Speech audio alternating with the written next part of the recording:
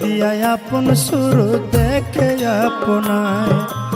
একদিন আলী মক্কার ঘরে ফজরের নামাজ পড়ে, আয়না দিয়া আপন সুর দেখে আপনায়।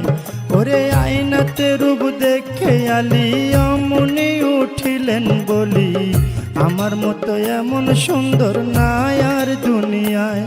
ওরে আয়নাতে রূপ দেখে আলী অমনি উঠিলেন বলি, আমার মতো এমন সুন্দর নাই আর দুনিয়ায়।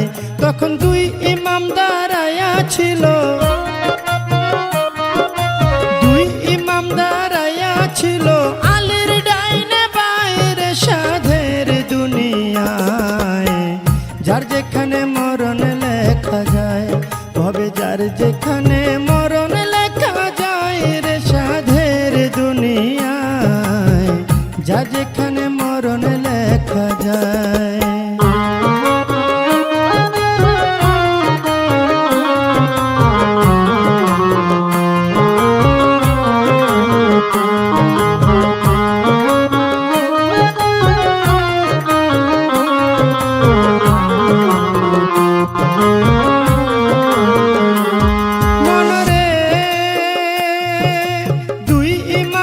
পিতার ধারে শুনে না বা কই আপনারে, আপনার চেয়ে বেশি সুন্দর আছে আমার মার।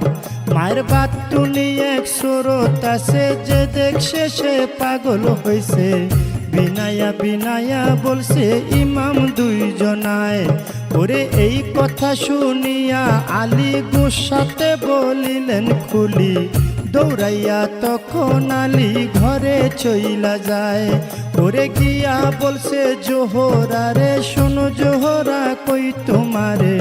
বিনায়া বিনায়া বলছে আলী মরতু যায়। জোহরা তুমি আমার ঘরের স্ত্রী, সকল সুর দেখতে পারি, তবে কেন প্রাণের শরীর দেখাও নাই আমায়।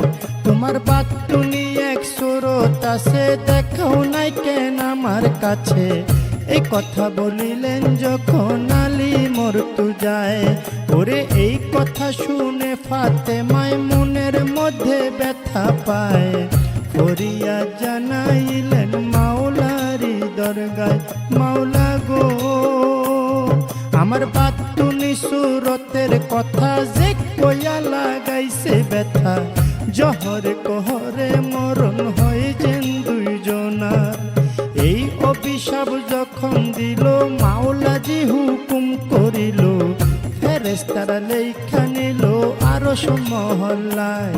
মায়ে বাতিনি রূপ বাহির করে, কায়াঙ্গুলে মিশ্রণ করে, সেই রূপ ধরল গিয়া আলীর সামনায়।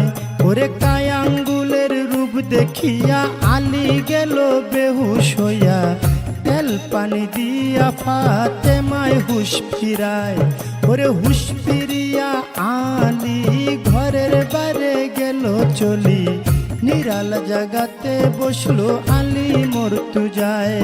এবার নিরালা জাগাতে গিয়া দুই ইমামকে ডাকাইয়া, বিনায়া বিনায়া বলছে আলী মরতু যায়।